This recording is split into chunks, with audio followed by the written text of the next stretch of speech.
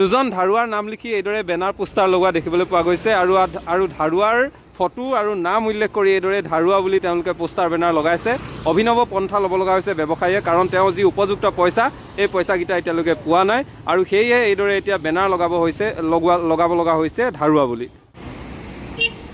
দুখন বিশেষ বেনাৰ দেখি আচৰিত হৈ ৰৈ গ'লোঁ। বেনাৰ দুখনত লিখা আছে যে ধাৰুৱা, আৰু ধাৰুৱা উল্লেখ কৰি দুজন ব্যক্তি ইয়াত ফটো সম্বলিতৰ নামসহ লিখিছে আৰু ইয়াত লিখিছে যে মৰা আগলৈকে দাবী থাকিব।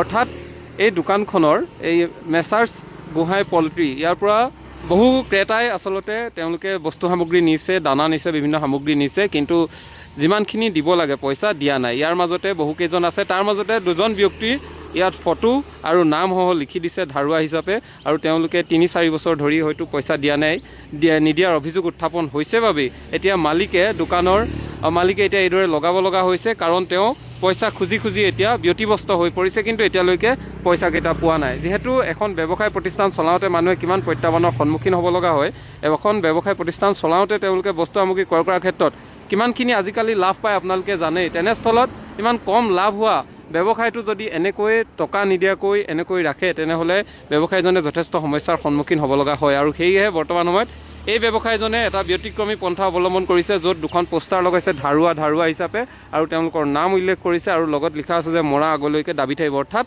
পইচা যদি নিদিয়ে মৰা আগলৈকে এই দাবী থাকিব, টকা নাপালোঁ বুলি। অৰ্থাৎ মানুহে কিয় এনেকুৱা কৰিছে আমি বুজা নাই, কিন্তু এই ব্যৱসায়ীজনে আচলতে যি এটা ব্যতিক্ৰমী পন্থা অৱলম্বন কৰিছে, তেওঁ আচলতে পৰিস্থিতিত বাধ্য হৈ আচলতে এনে কাম কৰিব লগা হৈছে, কিয়নো তেওঁ যি প্ৰয়োজনীয় টকাকেইটা নোপোৱাৰ বাবদে তেওঁলোকে এইদৰে বেনাৰ পোষ্টাৰ মাৰিব লগা হৈছে ধাৰুৱা নামেৰে।